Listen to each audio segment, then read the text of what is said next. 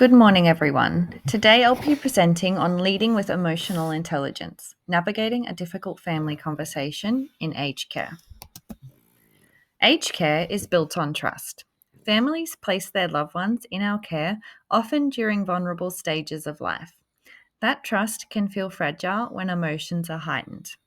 My presentation will show you how emotional intelligence can help turn conflict into collaboration, protect relationships, and ultimately improve outcomes for residents, families, and staff. Let's begin with a scenario many of us can picture. A daughter arrives to visit her mother. She's already anxious because her mum has become more frail. She finds her mother frustrated, explaining that when she presses her buzzer at night, staff take too long to respond. The daughter feels angry and protective, thinking, "My mum deserves better care than this. Why isn't anyone helping her when she calls?" When she raises this with the nurse, her tone is sharp and emotional. The nurse, who has been stretched thin managing multiple residents, feels attacked. Inside, she thinks, "I'm doing my best, but I can't be everywhere at once." Both sides care deeply about the resident, but the daughter's anger, colliding with the nurse's defensiveness, risks escalation, raised voices in the corridor, a formal complaint, or long-term mistrust. Handled with emotional intelligence, however, the situation shifts. The daughter feels listened to, the nurse feels supported, and both leave the conversation with a clearer understanding and a plan to address the concern. Why does it matter? Handled well, families feel reassured that their loved one's safety is a priority. Staff feel respected instead of attacked. Residents benefit from smoother communication and timely care. If handled poorly, complaints escalate, staff morale suffers, and trust between families and the facility can break down. This can create reputational damage and increase staff burnout. This is not just about one buzzer, it represents the larger challenge of how we respond to families under stress. That's why emotional intelligence is central to healthcare leadership. The concept of emotional intelligence was first introduced by Salvoy and Mayer in 1990 and later popularized by Daniel Goleman in 1995. Goleman identified 5 domains that guide emotionally intelligent behavior. Number 1, self-awareness. 2, self-regulation. 3, motivation. 4, empathy. 5, social skills. Let's apply each one to this scenario.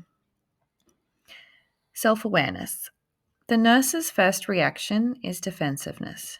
Self-awareness means noticing this. She might think, "I'm feeling blamed and I want to justify myself, but reacting this way won't help."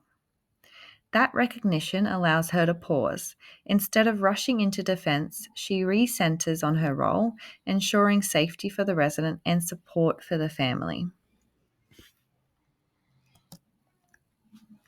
Self-regulation. Once aware of her emotions, the nurse uses self-regulation. She steadies her tone, keeps her posture open, and slows her pace. Instead of saying, "We're short-staffed, you'll just have to understand," she calmly suggests moving to a private space to talk. By managing her impulses, she prevents escalation. The daughter, seeing calmness instead of confrontation, begins to de-escalate too.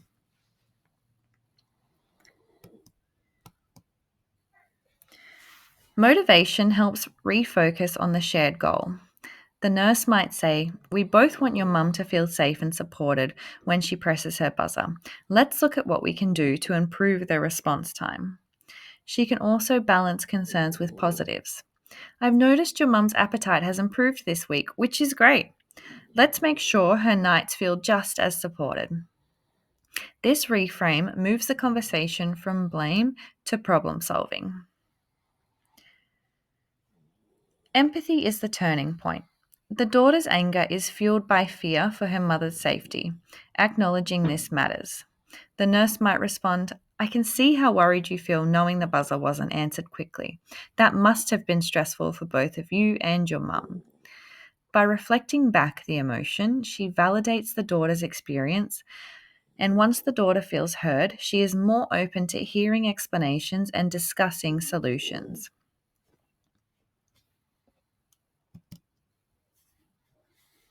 Finally, social skills bring understanding into action. This involves clearly explaining how buzzer systems are prioritized and how staff respond, outlining steps being undertaken, such as checking response logs or adjusting staff coverage, agreeing on follow up. I'll check in with you tomorrow after the night shift to review how things are going. Consistency across the team is vital, so all staff respond with the same message and approach. This creates transparency, reassures families, and strengthens trust. This buzzer scenario highlights a larger issue across aged care. Families often interpret system pressures as neglect, while staff feel unappreciated for their efforts. Leaders play a key role in bridging that gap. By modeling emotional intelligence, providing staff training in communication and de escalation, and building systems for family feedback, leaders support staff and reassure families. Embedding emotional intelligence into daily practice doesn't just resolve individual conflicts, it creates a culture where compassion and professionalism thrive, even under pressure. Difficult conversations in aged care are inevitable, especially around issues like call bells and care responsiveness. But when we apply emotional intelligence, those moments become opportunities instead of threats. By practicing self awareness, regulating our responses, staying motivated by shared goals, showing empathy, using strong social skills, we transform tension into collaboration. The daughter feels confident her mother is safe. The nurse feels respected and supported. The resident benefits most of all.